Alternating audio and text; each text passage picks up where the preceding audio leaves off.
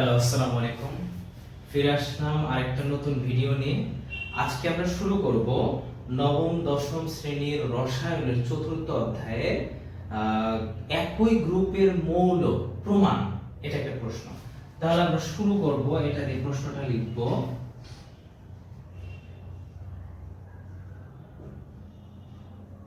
একই গ্রুপের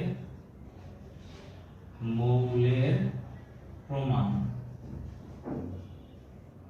এটা হচ্ছে টপিক বা প্রশ্ন যাই বলতে পারো, সমস্যা নেই। তো এখানে আমরা প্রশ্নটা লিখবো এটা, যে ধরো এখানে বললো ফ্লোরিন, ক্লোরিন, ব্রোমিন এই মৌলগুলো একই গ্রুপের মৌল প্রমাণ করো। তাহলে আমরা কি করব, এখান থেকে আমাদের কনসেপ্ট হচ্ছে দুইটা। একটা হচ্ছে দেখো এটা কোন গ্রুপের মৌল, ফ্লোরিন, ক্লোরিন, ব্রোমিন। সবাই মোটামুটি জানো ফ্লোরিন, ক্লোরিন, ব্রোমিন হচ্ছে হ্যালোজেন গ্রুপের মৌল। তাহলে প্রথমে আমরা লিখব এইগুলো হ্যালোজেন গ্রুপের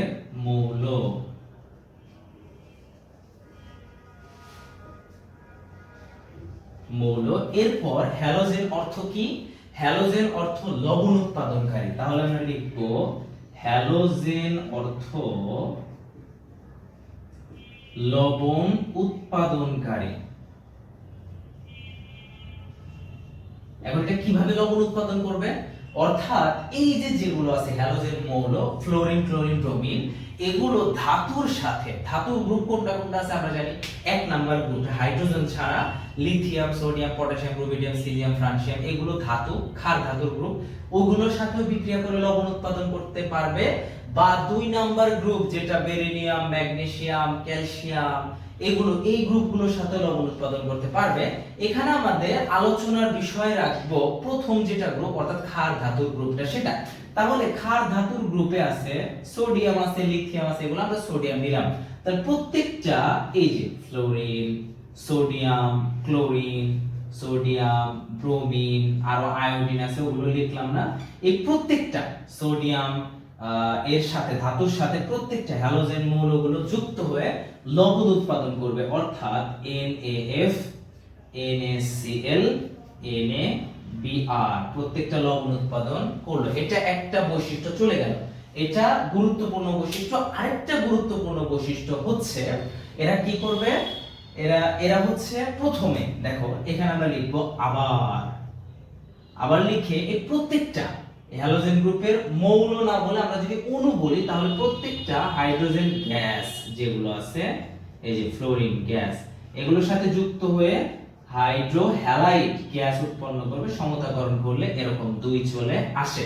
আবার এই যে H2 গ্যাস, এটা ক্লোরিন গ্যাসের সাথে বিক্রিয়া করে 2HCl গ্যাস উৎপন্ন করবে। আবার H2 গ্যাস এটা Br2 এর সাথে যুক্ত হয়ে 2HBr গ্যাস উৎপন্ন করবে। এটা আমরা দিলাম। এখন এরপর এই যে এই গ্যাসগুলো প্রত্যেকটা, যেমন হচ্ছে এখানে HF আছে, প্রত্যেকটা H2O, এটা হচ্ছে গ্যাস আর এটা হচ্ছে liquid. HCl gas, H2O liquid, HBr gas, আর এটা হচ্ছে H2O কি লিকুইড। তাহলে প্রত্যেকটা মনে রাখবা, এই যে হাইড্রোহ্যালাইড, হাইড্রোহ্যালোজেন যে গ্যাসগুলো আছে, এগুলো পানির সাথে বিক্রিয়া করে অ্যাসিড উৎপন্ন করে। তার মানে এগুলো দেখতে ওই পাশে তাই হবে HF, শুধু এটা হয়ে যাবে L, মানে লিকুইড আকারে হয়ে যাবে। গ্যাস ছিল HCl হবে, এটাও লিকুইড, HBr হবে লিকুইড। সুতরাং আমরা বলতে পারবো এতগুলো লেখার পর আমরা প্রত্যেকটা ব্যাখ্যা লিখবো। লেখার পর লিখবো লাস্টে যে অতএব দেখা যাচ্ছে ফ্লোরিন, ক্লোরিন, ব্রোমিনের ধর্মগুলো সবগুলো একই ভাবে পরিবর্তিত হচ্ছে। এই জন্য ফ্লোরিন, ক্লোরিন, ব্রোমিনের বৈশিষ্ট্য একই রকম, এই জন্য তারা একই গ্রুপের, অর্থাৎ হ্যালোজেন গ্রুপের মৌল।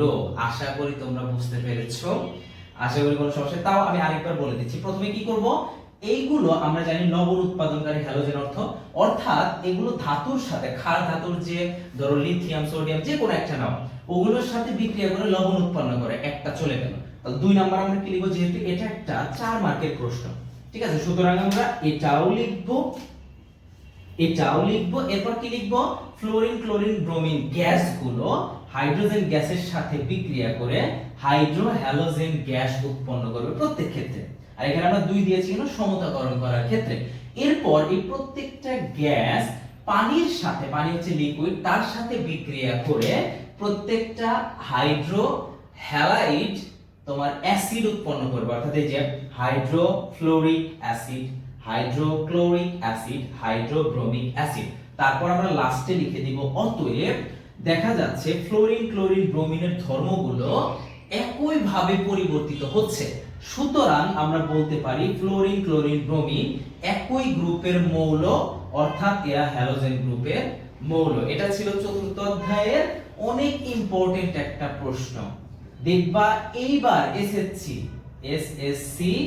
26 এইটার জন্য খুবই গুরুত্বপূর্ণ এই প্রশ্নটা। দেখবা চলে আসছে, বলবে ফ্লোরিন ক্লোরিন ব্রোমিন একই গ্রুপের মৌল, এটা প্রমাণ করো। তখন আমরা এটা দিব আর এই যে এটা দিব, দিলে হয়ে যাবে, ঠিক আছে। তো আশা করি আজকের টপিকটা খুব ভালোভাবে বুঝতে পেরেছো।